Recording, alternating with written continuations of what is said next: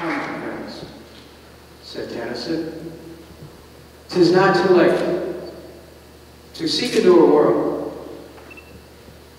For us, it's not simply about imagining, because the imagination, too, has the power to fling an idea far out into the future. But we also understand our power to fashion time and to create within a circumference of time. So we not only imagine, we do create. That is the genesis of the Department of Peace, that we can look at circumstances in our own lives and take the principles of great religious leaders like Christ, like God, like Dr. King. Principles of peace and nonviolence, and integrate them into our everyday lives. Our culture is so saturated in violence. Is it any wonder that some of our fellow countrymen and women believe that war is inevitable? You know, indeed, it's easy to stand before a crowd and advocate peace on earth. It's quite easy, actually. But when you take those principles and you try to bring them into your own life, it becomes a little bit more complicated.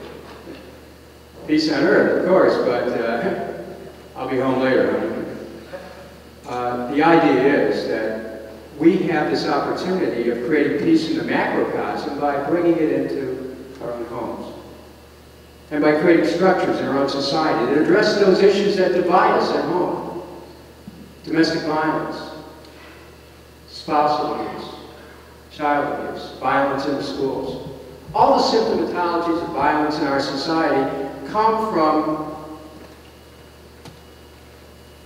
the confluence of a belief that we can't do anything about it, and a lack of support for those social structures which are in place to try to do something about it.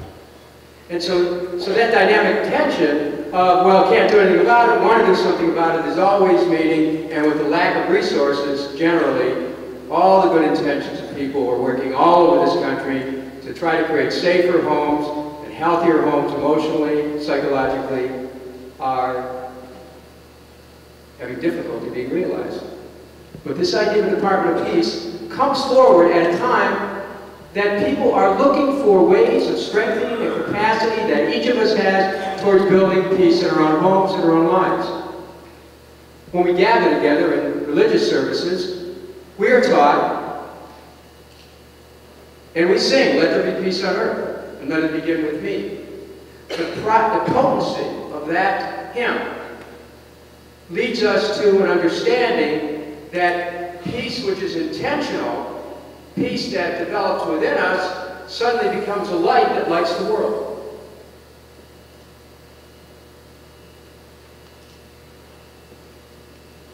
The reciprocity between peace within and peace that we extend brings deep wisdom to the words, "My peace I give you." Every one of us hungers for that. But how do we do it in a society that is so saturated with thoughts of war?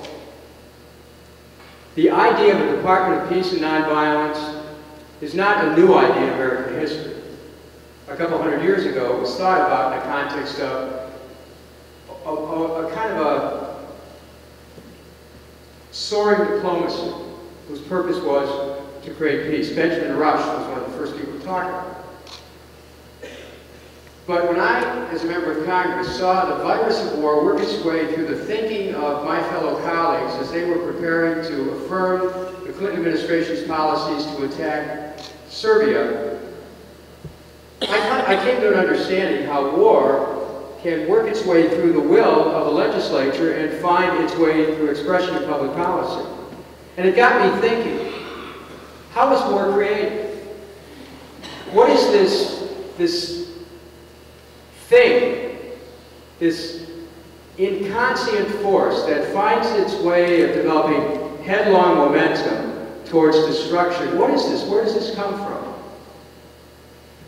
And so when I saw that event in the late 90s, I knew that it was an opportunity to explore war in a way that I never had before. I discovered that over 100 million people perished in war in the 20th century, most of them innocent civilian non-combatants. I thought about how war begins and how people get disconnected from their heart. And so I did a lot of study, and I crafted this legislation to create a Department of Peace and Nonviolence, and introduced it on July the 11th, 2001, 2 months before 9/11. We move forward to the future. We can still see the grip that war has on our country, that it has on our imagination, that it has in the psyches of our leaders. And we sense more than ever the disconnection this leadership has from our own aspirations. And it's quite heartbreaking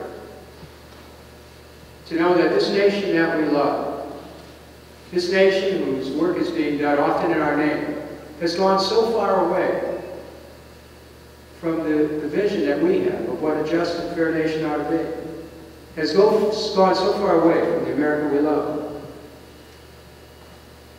And so this is the moment that we call it all back, that we breathe in the thought of peace, that we think peace, that we speak words of peace, that we act in a manner that insists on structures of peace in our home, in our communities, in our cities, in our states, in our nations, and in the world. Elizabeth and I have traveled all over the world since we had the joyous opportunity to become one. And we have met with people at every level of society, just common citizens, some of whom lived in the street, diplomats, parliamentarians, and I can tell you that there is such a hunger for peace all over the world, that people are longing to be connected again, that people feel a great sense of sadness being detached from the America that they once knew.